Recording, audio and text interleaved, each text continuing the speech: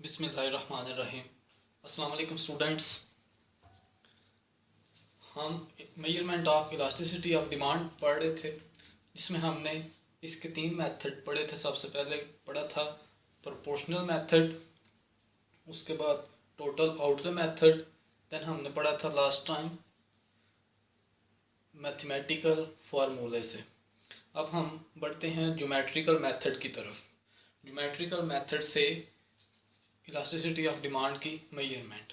अब geometrical method से ये जो हम दो तरह की मेजरमेंट करते हैं, एक आर्क इलास्टिसिटी ऑफ डिमांड की और पॉइंट इलास्टिसिटी ऑफ डिमांड की। अब सबसे पहले हम करते हैं आर्क इलास्टिसिटी ऑफ डिमांड। इसमें डायग्राम में हमें क्या दिया गया है, वाई एक्सिस के लॉन्ग हमें प्राइस दी गई है और एक्स एक्सिस के लॉन्ग हमें डिमांड दी गई है। अब आर्क इलास्टिसिटी ऑफ डिमांड है तो डिमांड कर्व क्या है, डी डी आर्क की शेप का कर्व है जो झुका हुआ है ऑरिजिन की तरफ। अब ये डी डी जो कर्व है, इस पे हम क्या करते हैं, टेंजेंट खींचते हैं उस पॉइंट पे जिस पॉइंट पे हमने इलास्टिसिटी ऑफ डिमांड मेजर करनी होती है। सबसे पहले हमने एक टेंजेंट खींचा है जिसका नाम क्या रखा है हमने, आई एफ। टेंजेंट क्या होता है, जो किसी भी कर्व को बैरूनी तौर पे एक्सटर्नली किसी एक पॉइंट पे टच करके गुजरे, उसको टेंजेंट कहते हैं। तो जो हमने टेंजेंट खींचा है वो क्या है, आई एफ। आई एफ जो है वो किस नुक्ता पे डिमांड कर्व को टच कर रहा है, इंटरसेक्ट कर रहा है, ए पे। तो ए पे इलास्टिसिटी ऑफ डिमांड क्या होगी, 1। ये 1 कैसे होगी, इसका फार्मूला है कैसे, elasticity of demand is equal to A F. जो लोअर पोर्शन है, मतलब जो नुक्ता है, उस नुक्ते से लेके जिस नुक्ते पे टेंजेंट है जो टच की है, उस नुक्ते से लेके उस पॉइंट से लेके एक्स एक्सिस तक जो है वो डिवाइडेड बाय उस नुक्ते से लेके वाई एक्सिस तक है जो A to I. Elasticity of demand A F over A I. तो ये क्या आ जाएगा, ये फासला बराबर होता है, तो इलास्टिसिटी ऑफ डिमांड क्या आ जाती है, 1। अगर ये जो टेंजेंट है ये हम थोड़ा नीचे करके खींचते हैं तो हमें पॉइंट हासिल होता है सी। तो इस पॉइंट पे इलास्टिसिटी ऑफ डिमांड का क्या फार्मूला होगा, measurement of elasticity of demand का सी E divided by C H. तो इधर क्या हमारे पास इलास्टिसिटी ऑफ डिमांड आएगी, elasticity of demand is less than 1। और इसी तरह एक हम तीसरा टेंजेंट खींचते हैं जिसका नाम है जे जी। तो ये इंटरसेक्ट किस पॉइंट पे कर रहा है, बी पे। तो बी जो हमें पॉइंट हासिल हुआ है, इस पे इलास्टिसिटी ऑफ डिमांड क्या होगी, ग्रेटर देन 1। ये arc elasticity of demand by geometrical method. अब हम बढ़ते हैं point elasticity of demand. Point elasticity of demand जो है, ये हमने डिमांड कर्व खींचा है, उसी तरह वाई एक्सिस के लॉन्ग प्राइसेस हैं और एक्स एक्सिस के लॉन्ग डिमांड। तो हमने डिमांड कर्व खींचा जिसका नाम हमने क्या रखा है, ए एफ। ए बी जो है वो हमारे पास क्या है, डिमांड कर्व है, जिसको हमने एक्स और वाई एक्सिस के साथ मिला दिया। तो ये हमारा डिमांड कर्व है।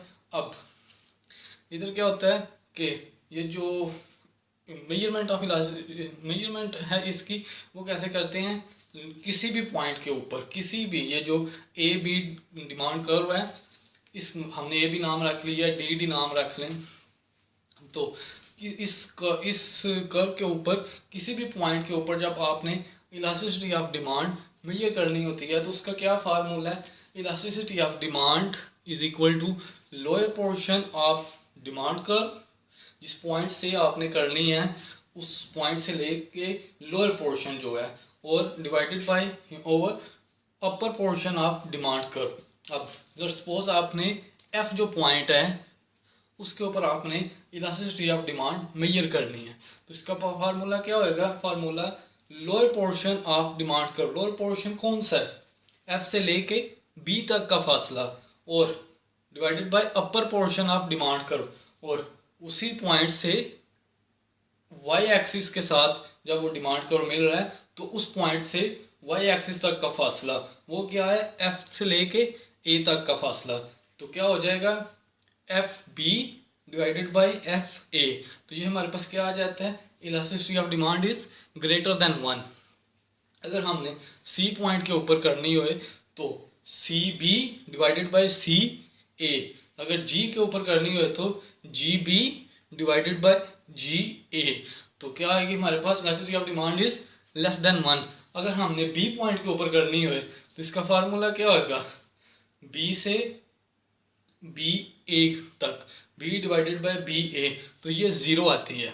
इसी तरह अगर ए पॉइंट पे करें तो ए बी डिवाइडेड बाई ए क्या है, ए के ऊपर डिमांड ज़ीरो है, सिर्फ प्राइस है, इसलिए बी के ऊपर प्राइस ज़ीरो है, सिर्फ और सिर्फ डिमांड मैक्सिमम है। ठीक है, तो जब भी एक चीज़ ज़ीरो हो जाएगी तो जवाब एक दफ़ा जब ए बी हमने किया, ए बी डिवाइडेड बाई ए, किसी भी चीज़ के को ज़ीरो के ऊपर डिवाइड किया जाए तो हमारे पास क्या आंसर आता है, इन्फिनिटी। और ज़ीरो को किसी भी चीज़ के ऊपर डिवाइड किया जाए तो आंसर क्या आता है, ज़ीरो।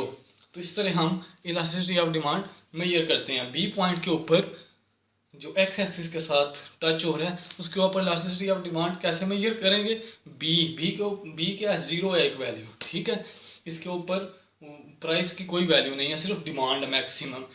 तो इसके ऊपर अब डिवाइड किसको करेंगे, बी ए को, ये जो इतना सारा फासला है मैक्सिमम है जो। ठीक है, तो हमारे पास क्या आ जाएगी, elasticity of demand zero divided by anything, तो वो क्या हो जाता है, ज़ीरो हो जाता है। अब हम बढ़ते हैं लॉ ऑफ सप्लाई की तरफ। लॉ ऑफ सप्लाई को एक्सप्लेन करने से पहले सप्लाई क्या होती है ये समझ लें। That quantity of a commodity which is brought to the market for sale purpose at a certain price per unit of time is called supply. Supply रसद, वो कहता है कि ये किसी भी चीज़ की वो मकदार है जो मार्केट में सेल करने के लिए बेच दी जाती है एक ख़ास कीमत पे, तो उसको रसद कहते हैं, सप्लाई कहते हैं। That quantity of a commodity, किसी भी चीज़ की वो मकदार which is brought to the market for sale purpose, जो कि मार्केट में बेच दी जाती है सेल पर्पज़ के लिए, बेचने के लिए, eight a certain price per unit of time is called supply. और उसकी एक ख़ास प्राइस होती है और एक ख़ास पीरियड में ही वो बेची जाती है, जिस वक्त वो बेच रहे हैं उस वक्त उसकी क्या प्राइस है, उसको कहते हैं सप्लाई। एक ख़ास कीमत पे जो चीज़ें मार्केट में सेल करने के लिए बेच दी जाती हैं, फरोख्त करने के लिए बेच दी जाती हैं, उनको कहते हैं रसद या सप्लाई। आगे सप्लाई और स्टॉक में क्या फ़र्क होता है। Stock, total quantity of a commodity that exist in a godown and can be offered for sale is called stock। वो कहते हैं स्टॉक वो चीज़ है कि जो अशिया की वो मकदार है जो कि किसके पास, सेलर के पास या प्रोड्यूसर के पास गोडाउन में मौजूद होती है, जिसे वो किसी भी वक्त सेल के लिए ऑफर कर सकता है, उसे बेचने के लिए लेके आ सकता है, लेकिन अभी वो मार्केट में लेके नहीं आया बल्कि अभी उसके पास गोदाम में वो चीज़ें पड़ी हुई हैं। तो जो पड़ी हुई हैं चीज़ें गोदाम में और सेल के लिए लेके नहीं आया, लेकिन वो तैयार हैं, फिनिश गुड्स हैं, सेल के लिए बिल्कुल तैयार हैं, लेकिन अभी लेके नहीं आया, वो स्टॉक है। उनमें से जितनी चीज़ें, जितना पार्ट वो मार्केट में सेल के लिए ले आएगा वो सप्लाई होएगा। बेशक वो सारा ले आएगा तो सारे का सारा सप्लाई बन जाएगा। आगे हम लॉ ऑफ सप्लाई की डेफिनेशन पढ़ते हैं। Quantity supply of a commodity increases with rise in price and decreases with fall in price. वो क्या कह रहा है कि लॉ ऑफ सप्लाई क्या है कि जब quantity supplied of a commodity increases, जब सप्लाईज इंक्रीज होती हैं, कब इंक्रीज होती हैं, जब सप्लाईज इंक्रीज होती हैं तो प्राइसेस भी इंक्रीज होती हैं, और जब डिक्रीज होती हैं तो प्राइसेस भी डिक्रीज होती हैं। लॉ ऑफ डिमांड में हमने क्या पढ़ा था कि प्राइस और डिमांड का आपस में इनवर्स रिलेशन था। अब लॉ ऑफ सप्लाई में प्राइस और सप्लाई का आपस में डायरेक्ट रिलेशन है।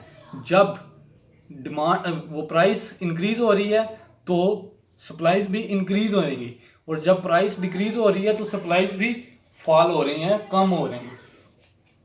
तो ये लॉ ऑफ सप्लाई है कि इन दोनों का आपस में, लॉ ऑफ सप्लाई में प्राइस और क्वांटिटी सप्लाई का आपस में डायरेक्ट रिलेशन है। आगे इसका शेड्यूल है और डायग्राम। शेड्यूल में एक हमें प्राइस दी गई है और क्वांटिटी सप्लाईज QS दी गई है। प्राइस जब 100 है तो क्वांटिटी सप्लाई 10 है। प्राइस 100 से बढ़ के 110 हो गई है तो लॉ ऑफ सप्लाई क्या कहता है कि प्राइस बढ़े तो सप्लाईज को भी बढ़ना चाहिए। तो क्वांटिटी सप्लाईज बढ़ के 11 पे आ गई हैं। इसी तरह प्राइस 110 से बढ़ के 120 और 130 हो रही है तो क्वांटिटी सप्लाईज भी इंक्रीज हो रही हैं, वो भी 12 और 13 पे आ रही हैं। आगे हम डायग्राम में इस शेड्यूल को शो करेंगे। वाई एक्सिस पे हमने प्राइसेस ले ली हैं और सप्लाईज ले ली हैं एक्स एक्सिस पे। तो जब प्राइस 100 है तो सप्लाई क्या है 10 शेड्यूल में लिखा हुआ है, ठीक है। तो इन दोनों को मिलाने से हमें पॉइंट A हासिल हो गया। इसी तरह 110 हुई है प्राइस तो सप्लाई 11 हो गई है, तो इन दोनों को मिलाने से हमें पॉइंट B हासिल हुआ। इसी तरह हमें पॉइंट C और D हासिल हो जाएंगे। इन पॉइंट्स को आपस में मिलाएंगे तो हमें SS कर्व हासिल हो गया जो कि सप्लाईज कर्व है, ठीक है। इसे सप्लाई कर्व कहते हैं। और लॉ ऑफ सप्लाई को डिस्क्राइब करने का एक ये भी तरीका है, क्या ये नीचे लिखा हुआ है प्राइस इंक्रीज हो रही है, ऊपर की तरफ एरो है, प्राइस इंक्रीज होएगी तो क्वांटिटी सप्लाईज भी इंक्रीज होएगी और प्राइस जब कम होएगी डिक्रीज होएगी तो क्वांटिटी सप्लाईज भी डिक्रीज होएगी। इसमें भी जो दूसरे फैक्टर हैं वो रिमेन रहने चाहिए, कांस्टेंट रहने चाहिए। जो कौन से होते हैं फैक्टर्स के, मौसम हो गया, वेदर कंडीशन, फैशन, इनकम ना बढ़े या कम होए उसका भी इफेक्ट आता है, उसे भी कांस्टेंट रहना चाहिए। ये सारे फैक्टर हैं। अब मैंने आपको बताया कि इसका क्या रिलेशन है, डायरेक्ट रिलेशन है। डायरेक्ट रिलेशन होने की क्या वजह हो सकती है कि ये जो सप्लाई कर्व है इसकी स्लोप क्या है, पॉजिटिव स्लोप है। क्यों पॉजिटिव स्लोप है? क्योंकि प्राइस और क्वांटिटी सप्लाई का आपस में डायरेक्ट रिलेशन है। तो पॉजिटिव स्लोप होने की वजह क्या है? एक तो ये वजह कि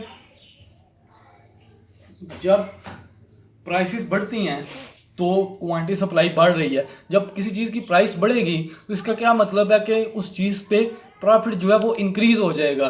और जब प्रॉफिट इंक्रीज हो जाता है तो जिन लोगों के पास स्टॉक पड़ा होता है वो उसे उठा के मार्केट में ले जाते हैं, स्टॉक को वो सप्लाई बना लेते हैं।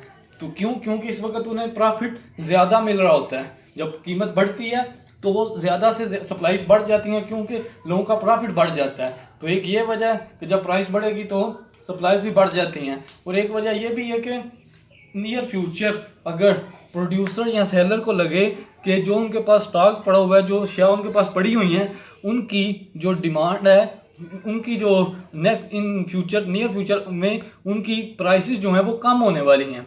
अगर उनको ये खतरा हो कि नियर फ्यूचर प्राइसेस कम हो जाएंगी तो वो क्या करेंगे, अभी वो सारे का सारा सामान उठा के मार्केट में ले आएंगे, ठीक है। तो क्या करेंगे कि नियर फ्यूचर क्या होगा, प्राइसेस कम होने से उनका प्रॉफिट मार्जिन कम हो जाएगा, इसलिए वो अभी से सारा उठा के ले आएंगे। तो इस तरह भी क्या होता है, सप्लाईज इंक्रीज हो जाती हैं। तो ये था हमारा लॉ ऑफ सप्लाई।